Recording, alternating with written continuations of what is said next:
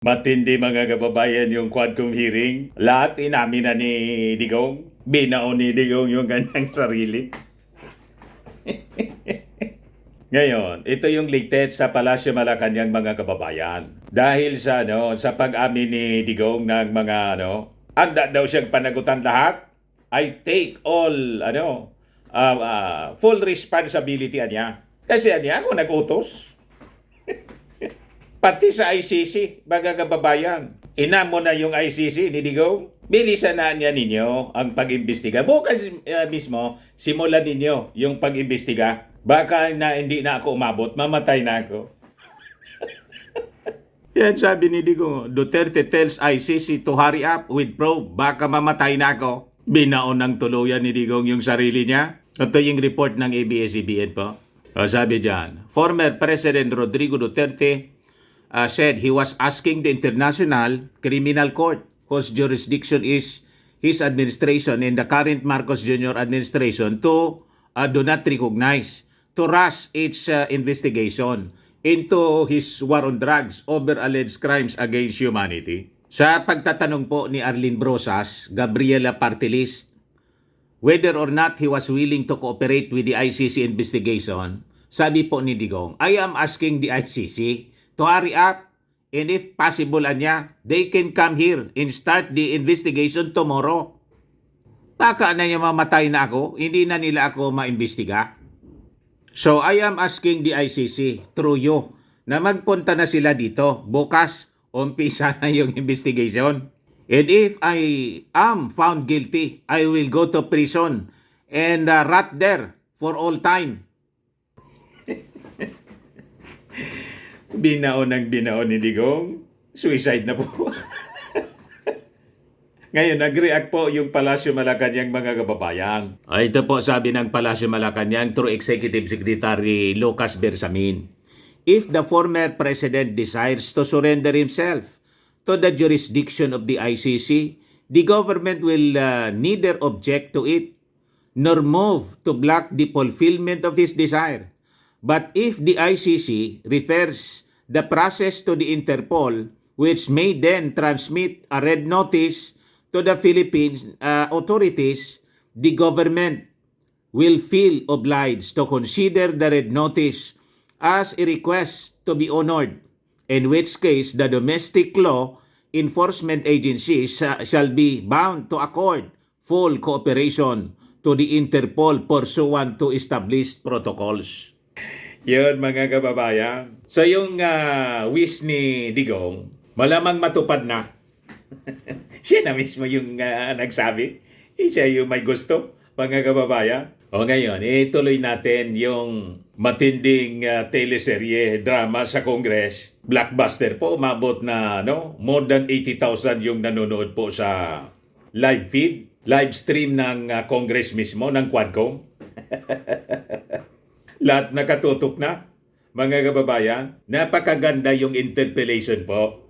Ito talaga kaabang-abang. Yung interpellation po ni Batangas Representative Jinky Beatrix Luistro. Panoorin po natin, mga kababayan. Sinubo na ni Digong ng sarili niya. Binaon ng todo.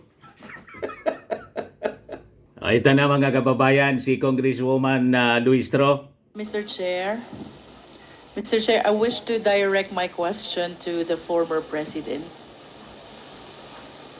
Mr. President, good afternoon. Good afternoon, Mr. President. First of all, I wish to acknowledge your courage in taking full responsibility, full legal responsibility to all the victims of war on drugs, both legal and illegal. Nilangis-langisan mo na ni Mr. President. Luistro si Digong. Hindi ko na kontrolado kasi ma'am And Mr. President, I wish to manifest that it is my humble opinion that one will not take legal responsibility unless there is no willingness as well to admit being behind all the killing incidents that transpired during the war on drugs. It is therefore the humble submission of this representation, Mr. Chair, that with that statement coming from the former president, he acknowledges that all the killing incidents during the war on drugs spring from his order to kill drug personalities. That is a manifestation, Mr. Chair. Mr. Chair, I understand that the resource speaker, the former president, is a lawyer. Mr. President, may I request that you educate the Filipino people, and I am certain that you understand what conspiracy theory is all about. Please educate us, Mr. President.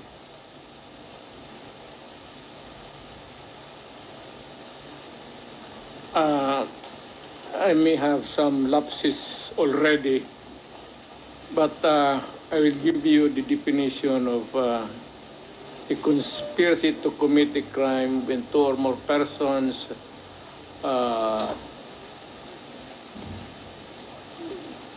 decide or discuss to commit a crime and actually do it. More or less ganon ang takbo ng ano. Thank you, Mr. President. And you will agree with me, Mr. President, that under the conspiracy theory, mayroon pong tatlong klase ng principal. One is principal by inducement.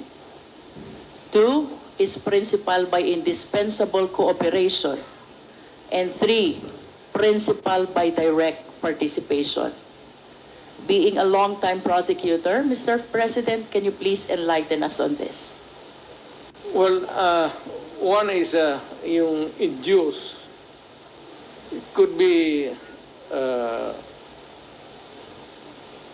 an inducement could be money, usually, or inducement by a woman to a man to kill her husband so that they can live forever happily ever after. Or a group of persons, a sindikato, lahat, what is illegal, gambling, smuggling, these are they are the conspirators of crime. So you have explained, Mr. President, principal by inducement. It could be money, it could be an order by a person who have influence over another. Inducement, How about principal by direct participation, Mr. President? you actually agree with one another to commit the crime and you participate. Thank you. And how about principal by indispensable cooperation? Well, in the sense that, for example, if there is no way of traveling from one place to another and you are the only person who can provide the transportation, a vehicle, and that would be indispensable cooperation. Without the vehicle, you cannot commit the crime. Thank you, Mr. President, for enlightening us. Going back to your statement that you are taking full legal responsibility to all the victims of war on drugs, both legal and illegal. It is my humble submission, Mr. Chair, that the former president can be considered liable for all these crimes under the theory of conspiracy by being a principal by inducement. I wish to manifest, Mr. Chair, that without the order, without the reward, these police operatives should not have resulted to killing a huge number of victims of war on drugs. Beg to disagree with your premise, ma'am. I understand, Mr. President, but that is a manifestation. Yes, but you Thank know, you, if Mr. police is President. supposed to do his duty. He goes to school for 2 years. He receive instructions to how to go about his duty. And we have to give the presumption of regularity. That's a principle of law. Thank you, Na Mr. President. Pag every time na may ginawa kaya in your favor is the principle of regularity Presumption in the of performance regularity of duty. of performance of official duty, Mr. President. Thank you for your enlightenment. Mr. President, I wish to ask, with all due respect, considering your statement of taking full legal responsibility, both to legal and illegal activities, can Well- I equate this statement of yours to an extrajudicial confession of guilt? Well, in a sense, yes. Wala na akong magawa eh. Are you saying yes, Mr. President? Yes, because I ordered the campaign against the drug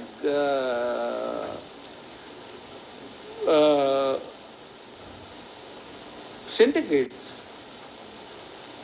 At kung anong ginawa nila, whether illegal or not, it was ako ang nag-utos. In that sense, I take that responsibility of their actions.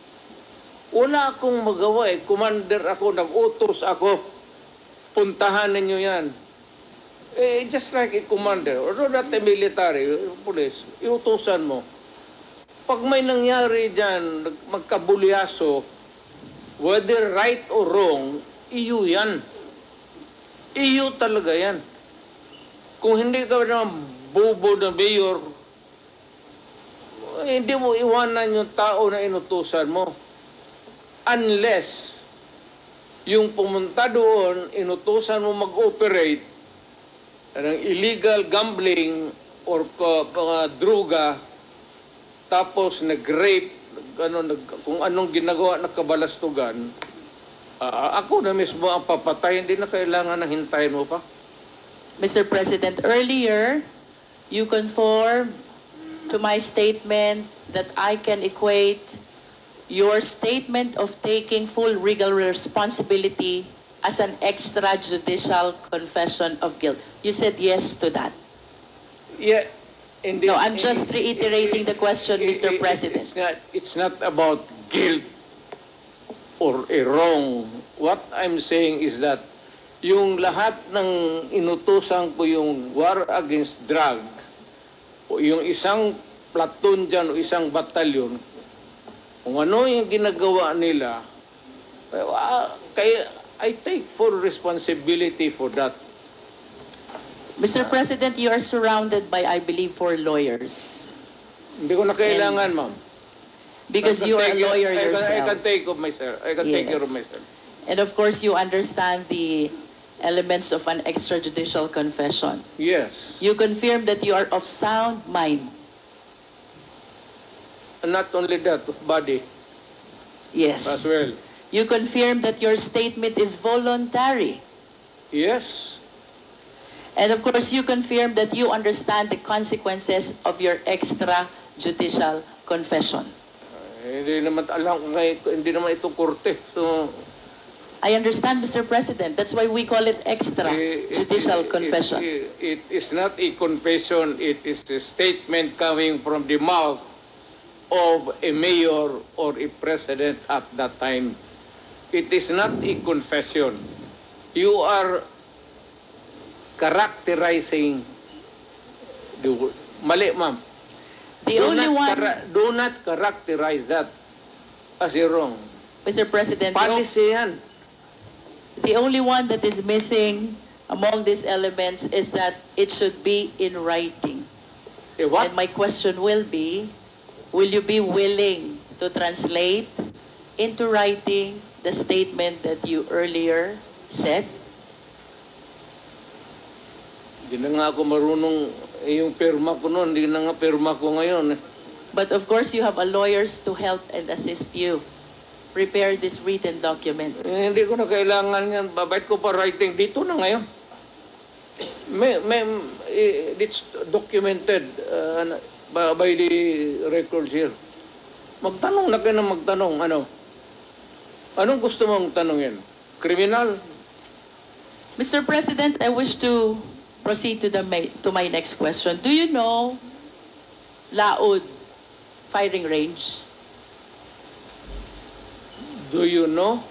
Alam niyo po ba yung Laod firing range? So, hindi. Do you know? Nalalaman niyo po ba kung ano Tao o yan. saan yung Laod firing range? Doon ako nagpa-practice magbarel para pumatay ng tao. Thank you. Nagpa-practice po kayong bumaril Oo. para pumatay ng tao. Oo. And alam niyo din po ba yung Laod Quarry? Hindi ko na negosyo yan, ma'am. Yung firing range, But at least you are aware that Laod firing range is situated in the Laod Quarry, within the premises and compound of Laod Quarry. Siguro. Tama po Within ba the yun? premises of a quarry, there is a firing range. Do you should confirm be- that, Mr. President? That should be the question. Do you know Ben Laod? Yes, I think so. Who is Ben Laod? Si policeman. He's a policeman. He owns the land He owns the land. where the firing range is located. And do you remember, Mr. President, that the CHR, during the time of the former chairman, Laila de Lima, investigated and inspected this Laod Quarry, where they were able to discover human bones. Are you aware of that?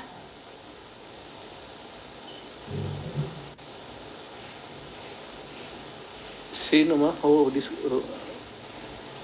Who investigated? Panahon po ni Chairman Laila de Lima sa Commission on Human Rights. Sorry, I do not know her. Nag-imbestiga po ang CHR Ay, tungkol siguro. sa extrajudicial killing kung saan nakadiskubre po ang taga-CHR ng mga buto ng katawan ng tao.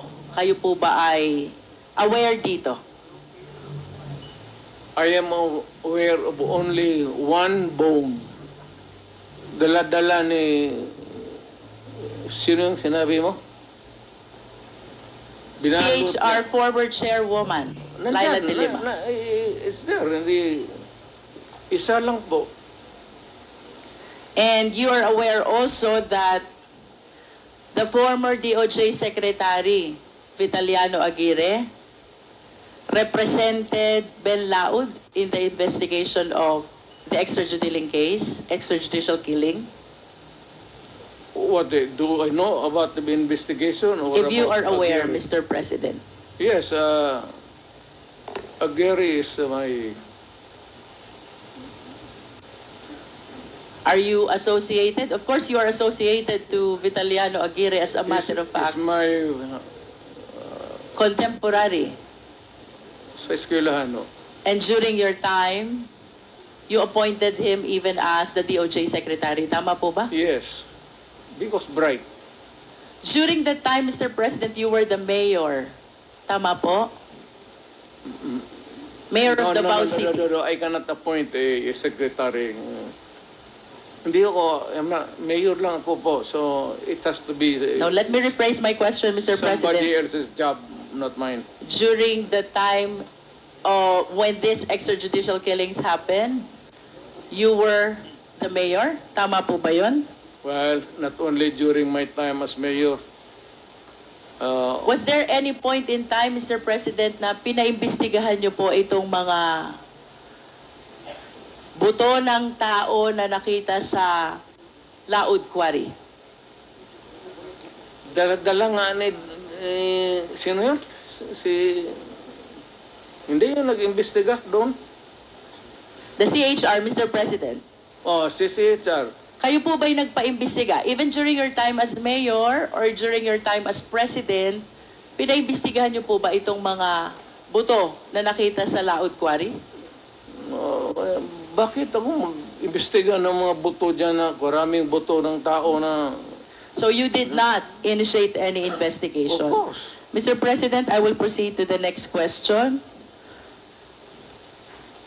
On December 31, 2004, nag-conduct po ng raid ang PIDEA 11, headed by Superintendent Wilkins Villanueva, joined by some operatives of PIDEA Manila, National Headquarter. 6 po yung Chinese na napatay. But in addition to this Chinese, a certain SPO4, Val Carillo, apprehended Alan C. along with 10 other companions. Based on the affidavit of Mr. Las Cañas, Mr. President, you ordered the killing of Mr. Alan C. along with the 10 other companions. That is not true. That is a job of the police. Hindi ko trabaho magpatay, ma'am. There are 2 important observations in his affidavit, Mr. President.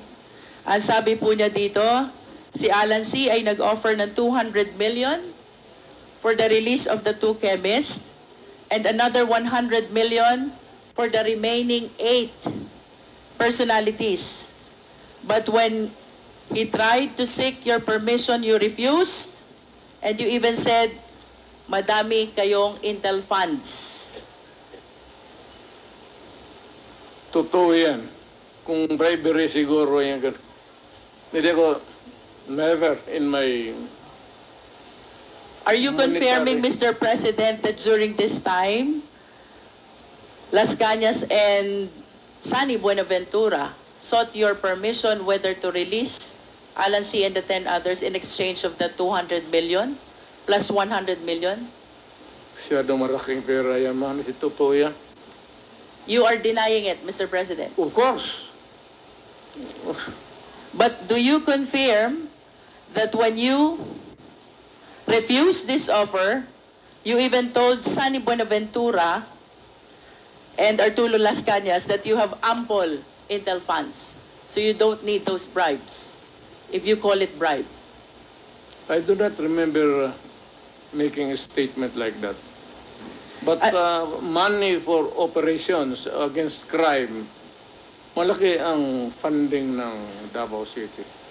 Another important observation, Mr. President, these 11 personalities were asked as to the whereabouts of their passport. Alan C. said that his passport was taken by the operatives, while the 10 others, ang sabi po nila, hawak ng employer nila. And the employer was named as Michael Yang. What can you say about this? Nothing to do with it. Wala akong pakialam dyan. Hindi ako nakikialam ng mga passport. Mr. President, to conclude the question about this Dumoy raid, this is the raid of the PIDEA which happened in Davao Shabu Laboratory on December 31, 2004, where 6 Chinese personalities were killed during the raid, and the 11 others were brought to Laod Quarry, where they were summarily executed and buried upon your order, according to the testimony of Arturo Las Cañas. Do not believe Turlos Kanya. Let me proceed to Binubula the ka lang yan. next question, Mr. President. In 1993, Mr. President, binomba po itong St. Peter's Cathedral in Davao City where 7 died. Naalala niyo po ba ito? And according to Arturo Las Mr. Cañas, Chair, point of order. What was the I would like rule to that find was, out excuse me, if Attorney Delgra is coaching the President, because she has been whispering in the ears of the former President. What to find out? Attorney Delgra, please refrain from coaching. The President is able to answer all these questions being asked He's of him. advising me. And About my you are legal only rights. limited to advising Legal your client rights. with his rights. Nothing more, nothing less. He's I a hope lawyer. you follow the rule, Attorney Delgra. Please proceed. He does not have to coach me. I know how to answer. Mr. Chair, 1993, binomba po ang St. Peter's Cathedral, Davao City, where 7 died. Nalala niyo po ba ito, Mr. President? Yung simbahan, ma'am? Opo, St. Peter's Cathedral in Davao Yes, ma'am. City. At sangayon po kay Arturo Las Cañas, kayo ay galit na galit sa pangyayaring ito. Sinong hindi magalit, ma'am? At dahil po sa inyong mahigpit na galit, ay inorderan nyo po itong sina Las Cañas na bombahin ang mga moske, kasama po ang Kamamara Mosque at Bancorehan Mosque. What can you say about this? Crazy, ma'am. Do you know that my mother is a Muslim? That's an idiot statement. In other words, you are denying. Of course. Mr. President, let me proceed to June Pala. Sino po si June Pala? Well, he was a broadcaster. He's a broadcaster who used to criticize you during his programs. Tama po ba? Everybody, pati ako, tama yan. Trabaho niya yan. And according to the testimony of Arturo Las Cañas, you ordered the killing of June Pala. Niwala kay Las Cañas. Lahat na nandang participation ng crime niya, kanya. There's a pattern, you know. Look at the pattern of the crimes. Kanya lahat ng ano. Do you believe that as a policeman? Would I? Would I? Kanina po, Mr. President, I started my interpellation with acknowledging your courage in taking full legal responsibility to all the victims of war on drugs, and you said both legal and illegal. The reasons why I asked about Laod Quarry, where human bones were found. The reason why I asked about the Dumoy raid, where 11 Chinese personalities were summarily brought and killed to Laod Quarry. The reason about why I asked about the mosque bombing and the killing of June Pala is I wanted to substantiate the courage that I saw on you when you initially expressed taking full legal responsibility to all the victims of war on drugs, both legal and illegal, according to you. You are substantiate? Yes, Mr. President. Where's the proof? Mr. President, I'm anchoring my questions about the separate incidents from your initial statement that you are taking full legal responsibility Yes. to all the victims of war on drugs. You said both legal and illegal. Yes. Mr. President, you are a long-time prosecutor, correct? And of course, it is very fundamental upon us, all lawyers, the Yeah. requirements of due process. We are zeroing in on a particular individual now. Due process is the law which hears before it condemns. Due process is the law which requires notice and hearing. If you say so. Mr. President, I hope that we will be reminded that by due process, the end does not justify the means. Kanina po, tinanong din po kayo ni Honorable Brosas about the number of the victims of war on drugs. Tinanong po kayo about statistics, and you lamented na hindi nyo po alam or dala yung records. Now, I want to share to the public the statistics of the victims of war on drugs. Well, we are... Mr. President, this is from PIDEA. I think this is a consolidated effort of Karapatan, Global Witness, National Union of Journalists of the Philippines, the Supreme Court, Rappler, and the Philippine Drug and Enforcement Agency. We have 6,252 individuals in police anti-drug operations as of May 2022. 27,000 to 30,000 individuals, including those killed vigilant style. 427 activists, human rights defenders, grassroots organizers as of December 2021. Land and environment defenders as of December 2020, 166. Journalists, media workers as of April 2022, 23 victims. Judges, lawyers, prosecutors as of December 2021, 66 victims. And mayors, vice mayors as of December 2021, 28 victims, Mr. President. Mr. President, my question is, when you implement war on drugs, did you strictly comply with the requirement of due process? Yes. Mr. Chair, I will wrap up. Thank you, Mr. President. Mr. Chair, it is my humble submission that contrary to the answer of the former president, I humbly believe that the former president and his war on drugs never complied with the requirements of due process. The statistics show, Mr. President, the huge number of victims of war on drugs. If my memory serves me right, during the time of Aquino administration, there are like around 200, and during the present administration, there are around like 200 victims as well of war on drugs. Given these statistics, Mr. Chair, this is almost or around 31,000 victims of war on drugs if indeed they follow the requirement of due process. Wala po dapat ganito karaming patay.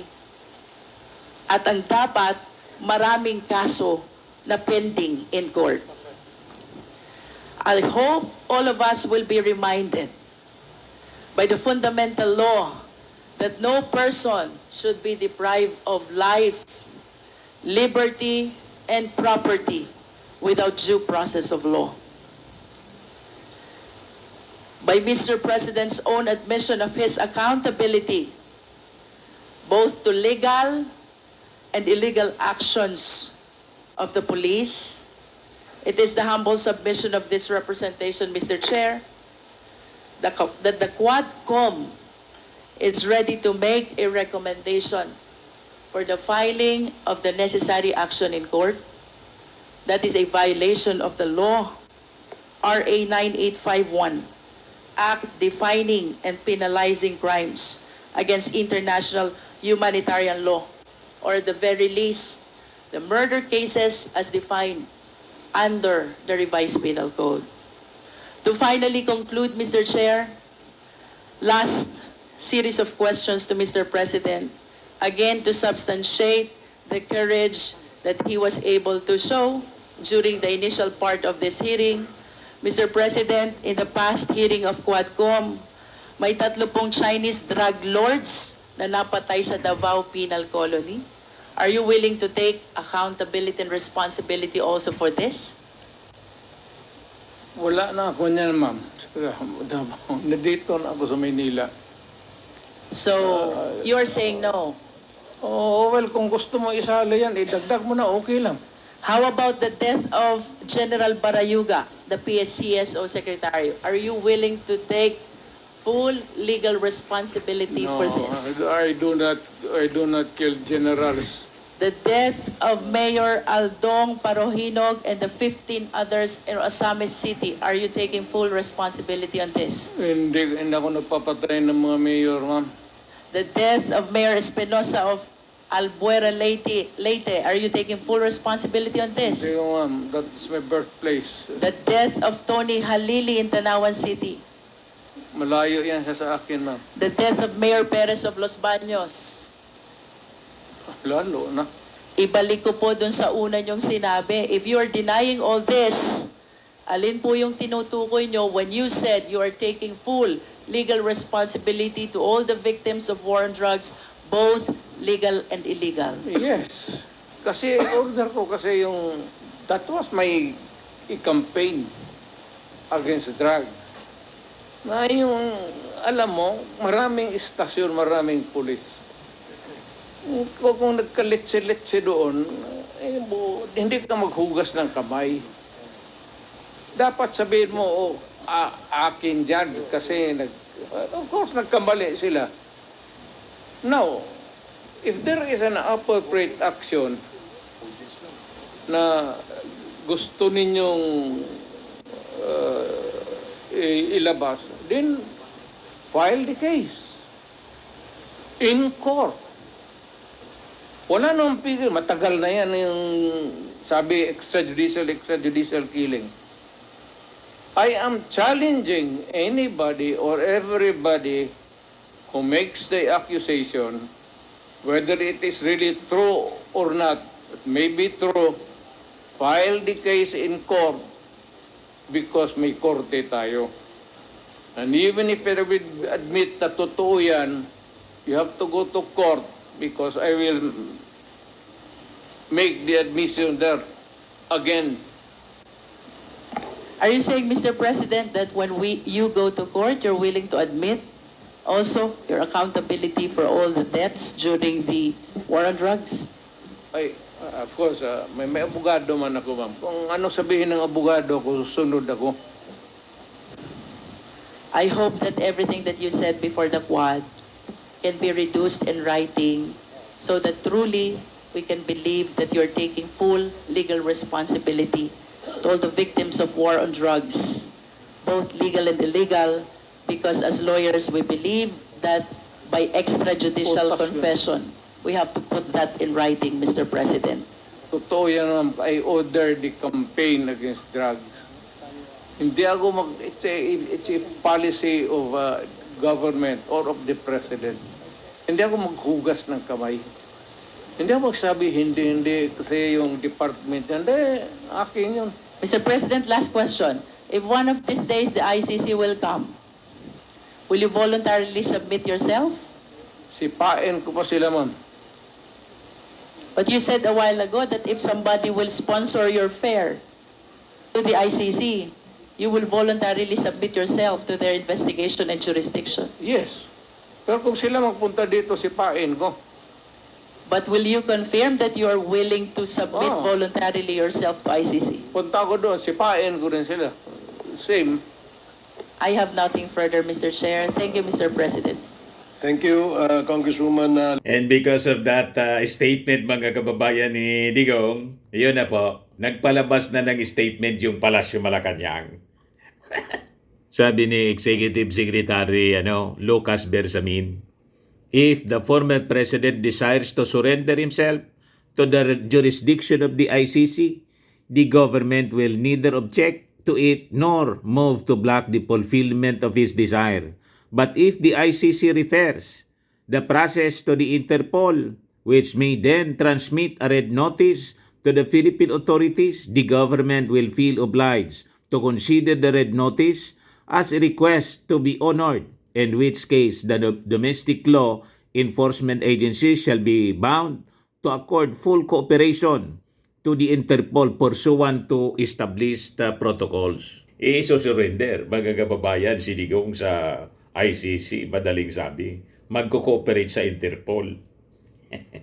May obligation kasi tayo po.